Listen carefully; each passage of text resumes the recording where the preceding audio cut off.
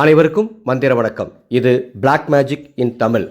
உங்கள் குடும்பத்தில் இருப்பவர்களுடைய நோய் நொடிகள் நீங்கி ஆரோக்கியமாக இருக்க ஒரு மாந்திரீக திருஷ்டி கழிப்பு சூட்சமத்தை இந்த ஆடியோவில் சொல்ல போகிறேன். ஆடியோ முழுசாக கேட்டு உங்களுக்கு தெரிஞ்ச அத்தனை பேருக்கும் பகிர்ந்துக்கோங்க. மே 18ஆம் தேதி தெய்வீக உபாசனை நேரடியாக திண்டுக்கல் மாவட்டம் பழனியில் வழங்கப்பட உள்ளது. உங்களுக்கு எந்த தெய்வத்தோட உபாசனை முறைப்படி எடுத்துக்கொள்ள விருப்பம் என்றாலும் அந்த தெய்வத்தோட மூலமந்திரம், அந்த தெய்வத்தோட குடுவை, அந்த தெய்வத்தோட வசி திலகம் அத்துணையும் வழங்கப்படும். இந்த தெய்வீக மந்திர உபாசனை நேரடியாக வந்து எடுத்துக்க முடிஞ்சால் நேரடியாக வாங்க. நேரடியாக வர முடியாதவங்க பதிவு பண்ணிட்டீங்கன்னா தபால் மூலமாக அனுப்பி வைப்பேன். இந்த உபாசனை பற்றிய விவரம் தெரிந்து கொள்ள என்னுடைய வாட்ஸ்அப் நம்பருக்கு தொடர்பு கொள்ளுங்கள். உங்களுக்கு எந்த தெய்வம் வேணுமோ அந்த தெய்வத்தினுடைய மந்திர உபாசனை பெற்றுக்கொள்ளலாம். அக்னி நட்சத்திரம் தொடங்க போகுது.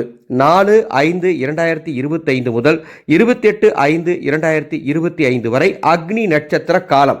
இந்த அக்னி நட்சத்திர காலத்தில் வரக்கூடிய ஞாயிற்றுக்கிழமைகளில் இரவு உணவு முடித்த பிறகு ஒரு எலுமிச்சம்பழத்தை எடுத்து இரண்டா அறுத்து அந்த எலுமிச்சம்பழத்தில் சிறிது புனுகு தடவி உங்கள் வீட்டில் இருக்கக்கூடிய அத்துணை பேரையும் அல்லது உங்கள் வீட்டில் யார் நோய்வாய்ப்பட்டு இருக்காங்களோ அவங்கள வடக்கு முகமாக நிற்க வைத்து திருஷ்டி கழித்து அந்த எலுமிச்சம்பழத்தை தூக்கி போட்டுட்டீங்க அப்படின்னு சொன்னால் எல்லா நோய் நொடிகளும் தீரும். மீண்டும் சொல்கிறேன், அக்னி நட்சத்திர காலத்தில் வரக்கூடிய ஞாயிற்றுக்கிழமையில் இரவு உணவு முடித்த பிறகு ஒரு எலுமிச்சம்பழத்தை எடுத்து இரண்டா அறுத்து அதில் புனுகு தடவணும்.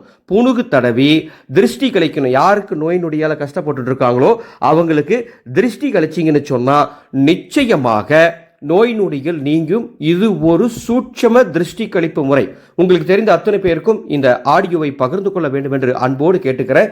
மாந்திரிக கலை ரொம்ப புனிதமான ஒரு கலை. இந்த கலையை நீங்கள் வீட்டில் இருந்தபடியே கற்றுக்கொள்ள வாட்ஸ்அப்பில் தொடர்பு கொள்ளுங்கள். அல்லது உங்கள் குடும்ப பிரச்சனைகளை தீர்த்து கொள்ள வீட்டில் இருந்தபடியே வாக்கு பார்க்கணும்னு ஆசைப்பட்டீங்கனாலும் வாட்ஸ்அப்பில் தொடர்பு கொள்ளுங்க. விவரங்கள் வழங்குவார்கள். மீண்டும் அடுத்த ஒரு பதிவில் சந்திக்கின்றேன். மாக்காளியே நமக.